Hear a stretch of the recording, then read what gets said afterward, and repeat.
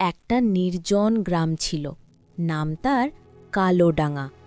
গ্রামটা সবসময় অদ্ভুত নীরব থাকত। লোকজন বলতো এই গ্রামে একটা ভয়ঙ্কর ডাইনি বুড়ি থাকে। গ্রামের এক কোণে ছোট্ট একটা কুঁড়ে ঘরে থাকত দুই ভাই বোন, সাহসী ছেলে রাজু আর তার ছোট বোন মিনা। তাদের একমাত্র সঙ্গী ছিল তাদের বিশ্বস্ত কুকুর কালু।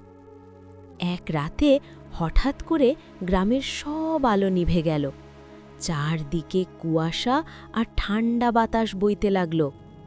মিনা ভয় পেয়ে বলল, দাদা, ডাইনি বুড়ি কি সত্যি আছে? রাজু একটু সাহস করে বলল, আমি ভয় পাই না, কালু আছে, আমরাও আছি। ঠিক তখনই দূর থেকে একটা কাঁপানো হাসির শব্দ শোনা গেল।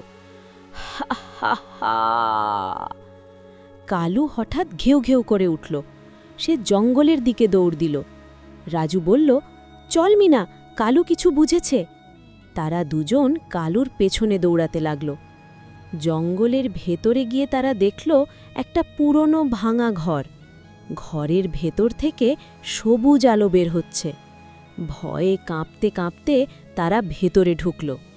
হঠাৎ একটা কাঁপা গলা শোনা গেল, কে এলে আমার ঘরে? তারা দেখল এক বুড়ি, লম্বা চুল, লাল চোখ। এটাই সেই ডাইনি বুড়ি। মিনা ভয় পেয়ে রাজুকে জড়িয়ে ধরল, কিন্তু রাজু সাহস করে বলল, তুমি কেন সবাইকে ভয় দেখাও?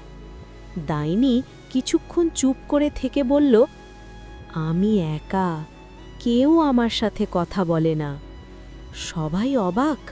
মিনা ধীরে ধীরে এগিয়ে গিয়ে বলল, আমরা তোমার বন্ধু হতে পারি। ডাইনি বুড়ির চোখে পানি চলে এলো। সেই দিন থেকে ডাইনি আর কাউকে ভয় দেখাত না।